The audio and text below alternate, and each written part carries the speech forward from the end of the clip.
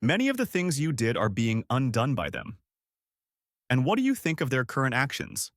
Thus, I'm rather pleased with what we managed to achieve. And the cryptocurrency community is thrilled. Hello, everyone. No matter where you are in this incredible world of ours, I hope you're having a great day. We must delve deeply into a significant topic about XRP today, which I should have discussed sooner, but it's better late than never, isn't it? The big news. The game-changing fun of Grayscale. What just dropped is this. In fact, Grayscale's digital large cap fund was authorized for trading by the SEC. And here's the thing. We're discussing the big names. ADA, Solana, XRP, Ethereum, and Bitcoin. Everything in one basket. Let's face it, everyone wants a piece of the current crypto craze, so I'm really interested to watch how this plays out. During alt season, these prices are soaring, and we all know what's on the horizon. Fomo in retail is going to hit hard soon. The impending shock to the XRP supply. This is when things start to get interesting. According to a professional analysis by Black Swan Capitalist, an XRP supply shock is unavoidable. His counsel? Easy. Don't sell your XRP ever. Here's the worst part, though. He spoke with a branch manager at JP Morgan, who gave him some very important information. According to this management, JP Morgan intends to permit loans and borrowings secured by digital assets. Quite enormous, isn't it? This is what drew my attention. They expressly addressed Ethereum and Bitcoin in their official report. However, they said nothing at all regarding XRP. Take a moment to consider that. It's not a coincidence. It's a calculated move. Why XRP's quiet is important. Bitcoin, Ethereum, and other digital assets were mentioned in that report. However, the quiet around XRP. That says a lot. This is what I believe is taking place. It will be too late for average retail investors to invest in XRP at a favorable price by the time media headlines eventually start yelling about institutional involvement. And I absolutely concur with this perspective. We should anticipate values well above $100 when the mainstream media eventually begins to promote XRP stories. Consider it. Now, since it's just about $3, they don't want you to get in. When it reaches triple digits and every major bank is already positioned, they want people to be afraid of missing out. Take a look at what XRP was designed to do. Institutions' desire to keep this under wraps for the time being makes great sense. Gary Gensler receives criticism.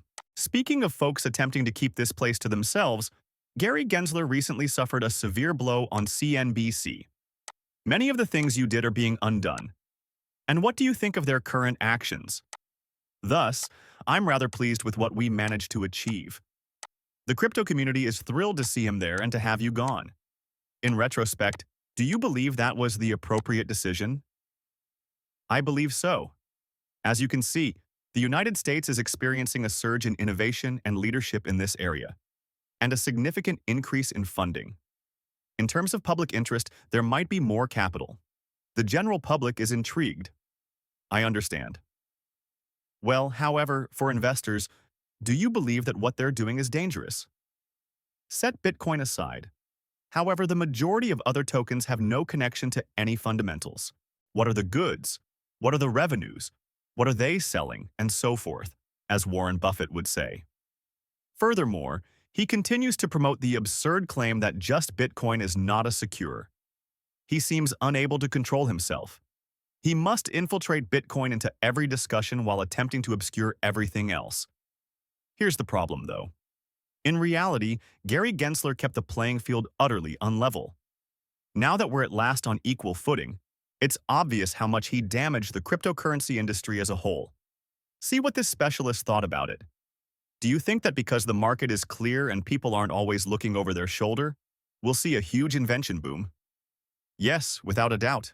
For an institution, it's night and day at the moment. Everyone kind of looks at the passing of a brilliant bill and thinks, wait a minute, this Congress can actually get stuff passed, and digital assets are important enough to do it. From the standpoint of market structure and what traders will be able to accomplish, I do believe that the Clarity Act may have a greater influence than the Genius Act. However, it's evident that the administration prioritizes digital assets and that this Congress can pass legislation. With that in mind, all of these traders are genuinely rushing to develop a digital asset strategy and begin putting it into practice because cryptocurrency is also beginning to grow to a point where it is extremely difficult to ignore. The reality of clear regulations. The bottom line is as follows. Crypto is simply too important to ignore these days. And Gary withheld regulatory clarification, which was the one thing that everyone most needed. They purposefully avoided providing any clarity in this area in order to stall innovation long enough for the large banks to establish their dominance. At the time, Elizabeth Warren, Gary Gensler, and a few others in Washington were employed by the large banks. We witnessed this tremendous crypto crackdown for just that reason. But take note of what that specialist said. TradFi is working quickly to develop a strategy for digital assets.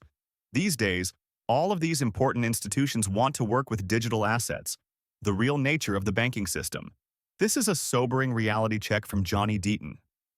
Banks still control far too many of our political leaders, as seen by their ability to stop yield from issuers from getting straight to consumers through the Genius Act. The two U.S. senators from Massachusetts, Elizabeth Warren and Ed Markey, are prime examples. Excellent illustrations of this particular issue. What all of this means to you. What's the lesson here, then? Whether we like it or not, the institutional funding is coming. The question is, will you wait until CNBC tells everyone to purchase it for at least $100? Or are you positioning yourself now? The writing is undoubtedly on the wall, but the decision is yours. What are your thoughts on all of this? Please share your opinions in the comments section below. If you want to keep up with these significant changes in the cryptocurrency space, don't forget to hit the subscribe button. The true agenda of the banking system. But this is when the situation becomes quite worrisome. Making America the global center of cryptocurrency would be a total betrayal if they were to pass an amendment like this. I'll see you at the following one.